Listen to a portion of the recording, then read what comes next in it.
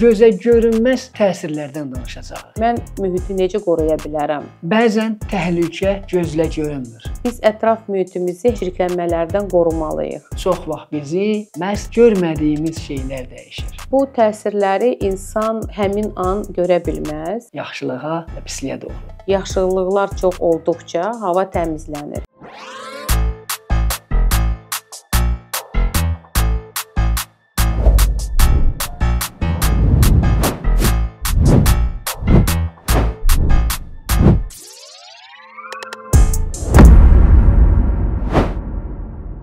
Salam dostlar. Hər şey gözümüzün qarşısında dəyişmir. Bəzən havada, bəzən torpaqda və hətta bəzən bizim sağlamlığımızda. Bəzi təsirlər var ki, gözə görünmür, amma bizim həyatımıza yön verir. Bu dəfəki verilişimizdə həyatımıza yön verən, gözə görünməz təsirlərdən danışacağıq. Verilişimizin daimi qonağı biologiya üzrə elmlər doktoru Vəfa xanım Qasımovadır. Xoş gəlmisiniz Vəfa xanım.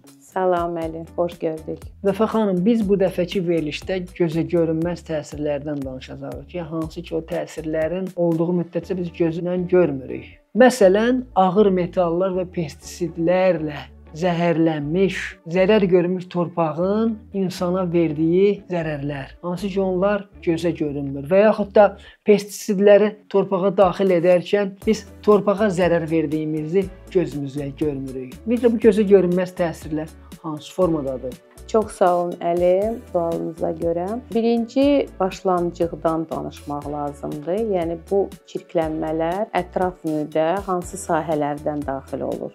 İstər-istəməz bütün bizi əhatə edən müasir dövrümüzdə istər zavodlar olsun, istər fabriklər olsun, sənaye tullantıları olsun, hansı tullantılar olursa olsun, ətraf mühitə daxil olur. Və əlbəttə ki, ətraf mühitə daxil olarkən bizi əhatə edən istifadə etdiyimiz sistemlərə daxil olur. Və bunların da arasında torpaq ən mərkəzi rol oynayır. Çünki torpağa daxil olan havada nə varsa, su vasitəsilə, hava vasitəsilə torpağa daxil olur və biz onu gözlə görə bilmərik. Çünki o elə xırda hissəciklərdir ki, onlar nəinki torpaqla insan orqanizminə daxil olur, o zaman su ilə, hava ilə daxil olarkən biz onu hiss etmirik. Həmin ərazilərin, sahələrin, zavodların, fabriklərin yanında yaşayış məntəqələri olduqca İnsanlar o mühitdən daha çox zərər görürlər. Bunu da əlavə eləmək istərdim və sual vermək istərdim ki, havada kiçik dəyişikliklər ki olur, yəni bu havanın təmizliyindən söhbət gedir. Hətta o kiçik dəyişikliklər gözə görünməsə belə insanların sağlamlığına təsir qoyur. O hansı dəyişikliklərdir və insanların sağlamlığına hansı təsirlər qoyur? Bu təsirləri insan həmin an görə bilməz. Çünki insan orqanizmində bütün çirklənmələr yığıldıqca axırda hansısa bir xəstəliyə çevrilir və bu xəstəliklər birinci növbədə xroniki forma daşıyır, sonradan ciddi xəstəliklərə çevrilə bilər. Birinci növbədə biz həmin o mühitlərimizi qorumalıyıq o çirklənmələrdən. İnsan belə düşünəndə deyir ki, mən mühiti necə qoruya bilərəm? Belə bir sual verə bilər də özünə. Əlbəttə ki, biz havanı dayandıra bilmərik. Ona görə biz havanı təmizləyərkən o havadan istifadə etməliyik və biz bilirik ki, biz havanı təmizləməliyik. Biz havanı necə təmizləyə bilərik? Yaşıllıqlarla. Bu da adi insanlar da bilir ki, yaşıllıqlar çox olduqca hava təmizlənir. Amma biz nə qədər də yaşıllıq salsaq da, biz ətraf mühitimizi həmin o çirklənmələrdən qorumalıyıq. Zavodların, fabriklərin özlərinin müəyyən cihazları olmalıdır ki, həmin o çirklənmələri utilizə etsinlər. Belə deyim də, elə sözünüzə qüvvət. Həmin o səs-küydür, süni işıqlardır, elektromaqnit sahələrdir. Bunlar sözsüz ki, gözlə görünmür. Bəlli məsələ. Düz bir hissəsi gözlə görünmür. Bəs həmin o gözlə görünməyən proseslər insanın psixologiyasına necə təsir qoyur? Sözsüz ki, də qoyur.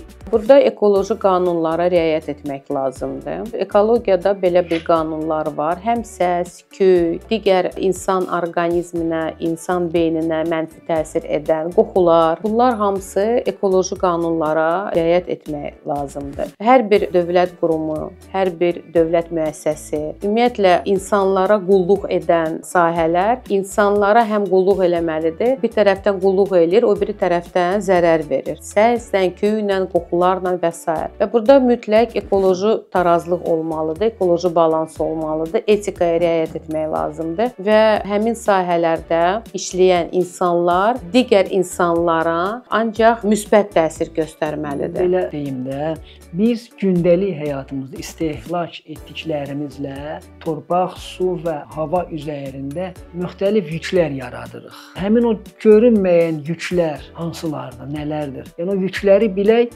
sonra isə düşünürəm ki, tədbirlər görək. Gözəl sualdır. Əlbəttə ki, biz nəyisə istehsal eləyəndə birinci növbədə onun faydasını bilməliyik. Yəni istehsal etdikcə biz bir tərəfdən insana fayda veririk, digər tərəfdən isə zərər vururuq. Və bu fayda ilə zərərin arasında iqtisadi baxım olmalıdır və balans olmalıdır. Yəni bir tərəfdən biz nəyi əldə edirik və nəyi qurban veririk. Əgər bu insana zərər verirsə, gələcəkdə, çünki biz indiki məqamı yox, gələcəyə də fikirləşməliyik. Biz çox vaxtı qarışdırırıq indiki məqamını, sonradan başımıza gələn müəyyən hadisələrlə. Və biz həmin o tarazlığı qorusaq əgər, biz həm işlətdiyimiz müxtəlif sahələrdən fayda götürə bilərik, digər tərəfdən isə insana hərtərəfli fayda və sağlamlıq verə bilərik. Bu da gənc nəslin görünməz təsirlərə və risklərə qarşı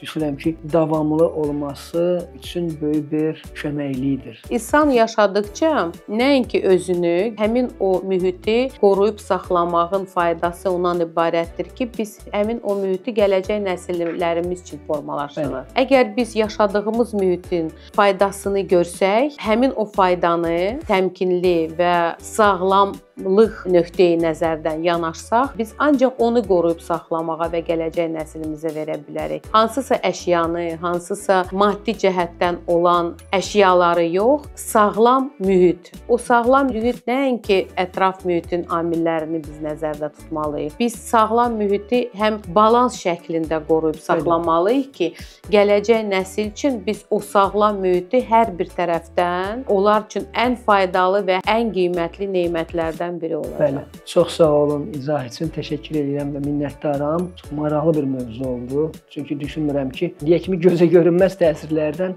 kimsə danışsın. Çox sağ olun. Siz sağ olun Əli. Təşəkkür edirəm ki, verilişlərimizə dəvət edirsiniz və biz həmin bu fikirlərimizlə, tamaşaçılarımızla bölüşə bilərik. Siz də sağ olun ki, bizim dəvətimizi qəbul edirsiniz və bir-birindən dəyərli olan fikirləri bu verilişdə səsləndirirsiniz. Sonda isə dostlar, demək istərdim ki, bəzən təhlükə gözlə görünmür. O bizim nəfəsimizdədir, suyumuzdadır və hətta torpağımızdadır. Onu da diqqətimizə saxlamalıyıq ki, çox vaxt bizi məhz görmədiyimiz şeylər dəyişir. Yaxşılığa və pisliyə doğru.